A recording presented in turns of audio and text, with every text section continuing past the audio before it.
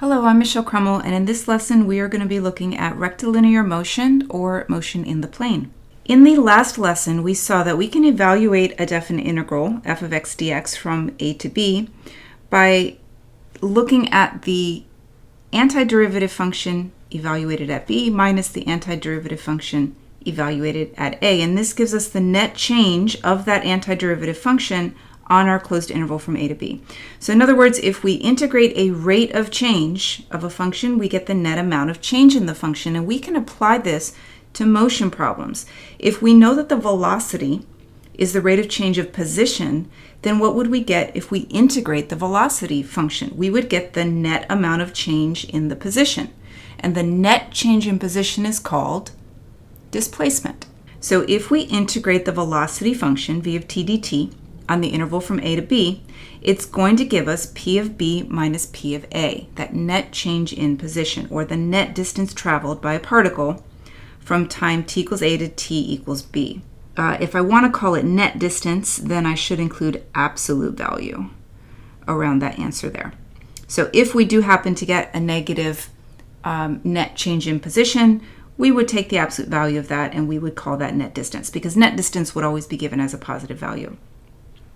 If we want to find the total distance traveled, now we saw in the last unit how we could split up our intervals into subintervals where the particle was moving in the same direction over the entire subinterval, and just calculate the net distance on each of the subintervals and then take the absolute values and add them together, and that would give us total distance. So that's a lot of work to do that, especially if the particle changes direction multiple times on our interval. We have a very easy way now to find the total distance traveled, and that is to just integrate the absolute value of the velocity function. Let's look at an example. The velocity of a particle moving along the x-axis is given by v of t equals 2t squared minus 18. If the position of the particle at t equals 2 is 10, what is the position when t equals 4? So if the position of the particle at t equals 2 is 10, then we can say p of 2 equals 10. And it's asking us what is the position when t equals 4. So p of 4 equals question mark. We can set up a definite integral here to go from 2 to 4. If we integrate the velocity function from 2 to 4, we're going to get p of 4 minus p of 2. And we'll be able to solve for p of 4 just by making some substitutions. So the integral of the velocity function on the interval from 2 to 4, we can calculate by hand. We know that the antiderivative of 2t squared is t cubed over 3 times the 2 minus 18t, and we're evaluating that from 2 to 4. And that simplifies to 4/3. So we have 4/3 equals p of 4 plus or minus p of 2, which is 10. So we would add 10 to both sides, and we get p of 4 equals 10 plus 4/3, or 34/3. Now another way of thinking about this, it's not that different, but another way of thinking about this and setting up the problem is to say, okay, I know the position of the particle at time t equals 2, it's 10. So the position at 4 is going to be whatever the position was at my starting time, time 2, right? So the position was 10, plus how much it moved between time 2 and 4. And how much it moved between time 2 and 4 is found using that definite integral from 2 to 4, v of t dt. So the integral of the velocity from 2 to 4 gives us the net distance traveled. So how far did it move during that time? At the starting time, which is this time down here of 2, it was already at a position of 10. Okay, so this is another way you can set up the problem. And it's essentially doing the same thing. It's just taking this p of 2 and adding it over to the other side to solve for p of 4 directly. All right, next, what is the net distance that the particle travels on the interval from 0 to 6? So this one, pretty straightforward. Net distance, you just integrate your velocity on the interval from 0 to 6. So we have a definite integral that goes from 0 to 6, and we are integrating v of t dt. Since we already have named this function v of t, it's not necessary to write out the equation here. It's fine to put v of t, but you could also, of course, write 2t squared minus 18 in parentheses times the dt there. So we are just going to evaluate this definite integral here. If we're doing it by hand, we look at the antiderivatives and evaluate from 0 to 6. I'm just going to simplify this one on my calculator, and we get 36. What is the total distance that the particle travels on the interval from 0 to 6? So for total distance, we want to integrate the absolute value of the velocity function. Now, if we're doing this on the calculator, it's pretty easy. You want to make sure, though, that you are putting absolute value around the velocity function, not around the entire integral. So you don't put absolute value around the whole thing. You put absolute value around the integrand inside of the definite integral. And on the graphing calculator, you're just hitting the math button and then arrow right over to num and choose the first option, ABS, for absolute value. If we want to do this by hand, the way you integrate an absolute value, it's a little bit tricky. We need to know where the velocity function crosses through the x-axis, and we need to separate this into subintervals. So I would graph my velocity function, or just come back up here, set it equal to 0, and see where I have x-intercepts. The graph here is a parabola. It's been shifted down 18, so I know I am going to have 2 x-intercepts. We're only interested in the x-intercepts between 0 and 6, and the only x-intercept between 0 and 6 is at x equals 3. So what we would do is we would separate this into the integral from 0 to 3, v of t dt, and then the integral from 3 to 6, v of t dt. Now, if all I do is that, then I'm just going to be finding the net distance traveled from 0 to 6. That's not the same thing as the absolute value. How to turn this into the absolute value, any subinterval that's below the x-axis, we have to multiply by -1. We're going to reflect it up across the x-axis. So we have to figure out, we can see on the graph which one that is. It's between 0 and 3. The velocity graph is below the x-axis, so we need to make that one negative. And on the interval from 3 to 6, the velocity graph is above the x-axis. It's already positive, so we can just drop the absolute value. We don't have to change anything. So you should try this one both ways. Try it on the calculator using absolute value around your velocity equation. That's one way. But also try what we have on the right-hand side, because you won't always have access to a graphing calculator when you're integrating functions. And we should get 108 as our final answer there for total distance traveled on the interval from 0 to 6. In our next example, we're told the velocity of a particle moving on the x-axis is given by v of t equals 3t squared plus 6. If the position of the particle at t equals 4 is 72, what is the position when t equals 2? We want the position when t equals 2, but we know the position when t equals 4. So I'm going to try this using my second setup. You can go back to the first setup like we did in the last example. I'm going to try it using the second setup. I want to find the position when t equals 2. So it's going to be my starting position, and that's the one that I know. I know that at t equals 4, the position is 72. It doesn't matter that t equals 4 is a greater time than t equals 2. That's just going to be adjusted for in the mathematics.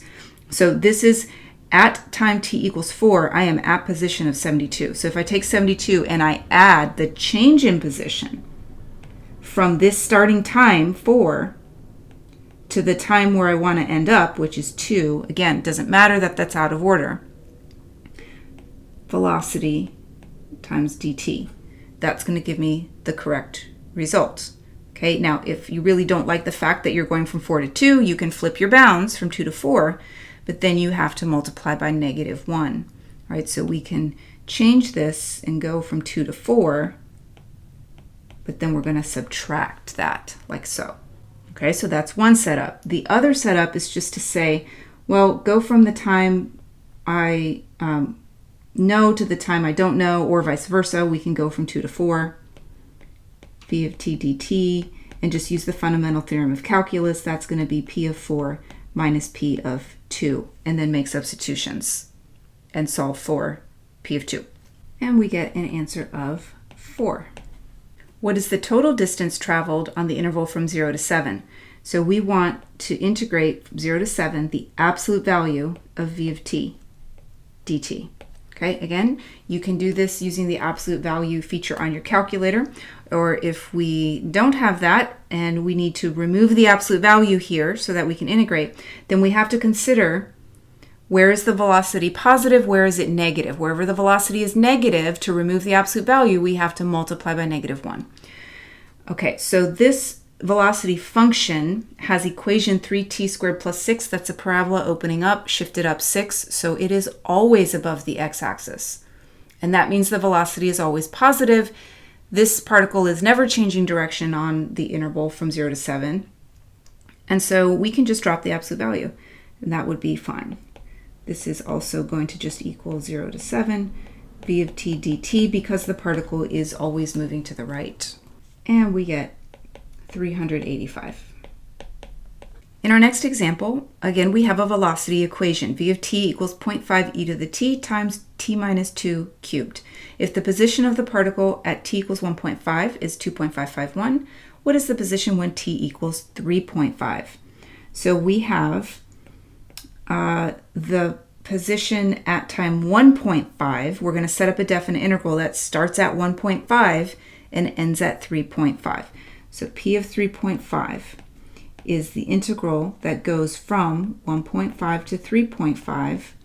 Well, I didn't leave room because we have to add in the starting position. At time 1.5, the position was 2.551.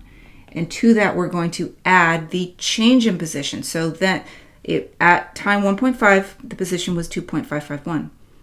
And then from that time to 3.5, how far did it move? That's what the definite integral is going to tell us, how far it moved on that interval. Okay, then we can use Math 9 on our calculator to compute this value. We get 18.470. What is the total distance traveled on the interval from 1 to 5? So for that, we want the integral from 1 to 5, the absolute value of v of t dt. So we can find this using the calculator to get 913.067. The graph of the velocity measured in feet per second of a particle moving along the x-axis is pictured below. Let p of 8 equal 12. What is the position of the particle at t equals 3? We're going to set up a definite integral here to help us. We want the position at t equals 3. We know the position at t equals 8. So p of 3 equals the position at 8 plus the integral from 8 to where we're trying to go, which is 3. v of t dt. Now the bounds are out of order. We're going from 8 to 3, meaning we're going from right to left. So if you're more comfortable going from 3 to 8, we can do that. We just have to subtract the integral instead. Let's go ahead and do that. So instead of going from 8 to 3, we'll go from 3 to 8, and then we multiply by -1. To get the integral of v of t from 3 to 8, we don't have the equation for v of t this time, so we're going to have to rely on the graph. We're going to get the area under the velocity curve on the interval from 3 to 8. So 3 to 8, we need all of this area here. We have some area above the x-axis, some below the x-axis, and we can just split this up into shapes. This is a 1 by 5 rectangle, so area 5. Then I have half of a 2 by 5 rectangle. So the 2 by 5 rectangle would give me an area of 10, but I only have half of that. So this is also 5. And then from 6 to 8, I have half of a 2 by 2. So this area is -2. We're using signed area here, -2. So the net area, 5 plus 5 minus 2, is 8. So this is 12 minus 8, or 4 Next question, what is the acceleration of the particle at t equals 5? Well, that's v prime of 5. We have the graph of v, so v prime is the slope of this graph. At 5, what is the slope of this graph? So here's the point on the velocity function where t equals 5. What is the slope here? Well, we can just do rise over run for this part of the graph here. So we're going down 5 and right 2 is negative 5 over 2. We do have units here. Velocity is feet per second, so acceleration feet per second squared. And then we can say the position is feet over here. What is the net distance that the particle travels on the interval from 0 to 10? The net distance is just the integral of velocity from 0 to 10. So we'll find the area under the velocity curve from 0 to 10. Okay, so let's fill in some more parts. This is 5 also, and this is 5 also, and this is negative 2 also. So getting the net distance, it's 5 plus 5 plus 5 plus 5, which is 20, minus 2 minus 2. 20 minus 4 is 16, and the distance would be measured in feet. Now the total distance, for total distance, we reflect the negative area up above the x-axis like so. Then we would get 2 and 2 there. So we would get 20 plus 4, or 24 feet for total distance. Here we have a table showing us velocity values in meters per second of a particle moving along the x-axis at selected times t. What does the value of the integral of v of t dt from 0 to 18 represent? Well, remember, if we just integrate velocity, we get the displacement, the change in position, or the net distance traveled if we use positive value only. So it represents the displacement on the time interval from t equals 0 to t equals 18. Using a left Riemann sum and 6 subintervals of equal length, estimate the value of this integral. So 6 rectangles for our left Riemann sum. 1, 2, 3, 4, 5, 6. Those are my subintervals. The width is 3, 3. Oh, it's 3 in all cases, which is nice. And we're using a left Riemann sum, so we don't use the rightmost value. We use the left endpoints. So this is 2.3, 2.7, 2, 1.3, 1, and 1.7 for the heights. So the areas are going to be 2.3 times 3, plus 2.7 times 3, plus 2 times 3, and so on. They're each multiplied by 3 because we have equal width, so I can factor that out of my computation. It's going to be 3 times, and then I just need to sum 2 plus 3 plus 2.7 plus 2 plus 1.3 plus 1 plus 1.7 equals 33. Now we want to be careful with notation here. That is not the exact value of the definite integral. That is just our estimate. So v of t dt is approximately 33, and our velocity was measured in meters per second. When we integrate that, we lose the per second, so it's going to be meters. Approximately 33 meters.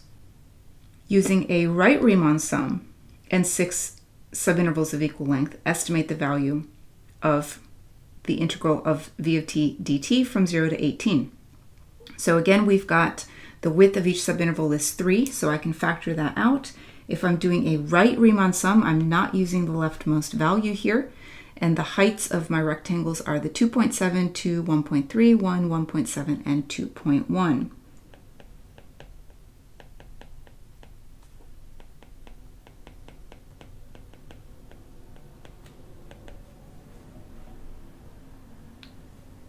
Equals 32.4 meters. Okay, and again, that is just an approximation of this definite integral. Use a midpoint Riemann sum and 3 subintervals to go from 0 to 18. So this time it's going to be, there's 1, 2, 3. Okay, so my widths now are 6, 6, and 6, and we're using the midpoint value to determine the height of the rectangle. So it's 6 times 2.7, 6 times 1.3, and 6 times 1.7, which gives us 34.2 meters. So our estimates, vary based on which method we're using. For our last example here, we want to find a trapezoidal sum to estimate the value of the integral. We're using 6 subintervals. And again, I just like to draw them so that they look more like trapezoids, just so I don't forget that I'm using trapezoidal rule here. And for this one, we have equal subinterval widths again, so I can factor that out of my calculation. And we're doing the average base, so it's these two added together divided by 2, plus these two added together divided by 2, plus these 2 over 2, plus these 2 over 2, plus these 2 over 2, plus these 2 over 2. Every single time I was dividing by 2, so I can factor that out of my computation as well. Then I'm using the 2.3 once, the 2.7 twice, the 2 twice, the 1.3 twice, the 1 twice, the 1.7 twice, and the 2.1 only once, which gives us 32.7 meters. Okay, then find the average acceleration of the particle from t equals 3 to t equals 9. Average acceleration, remember our formula for average acceleration, it is v of 9 minus v of 3 over 9 minus 3. V of 9 is 1.3, v of 3 is 2.7,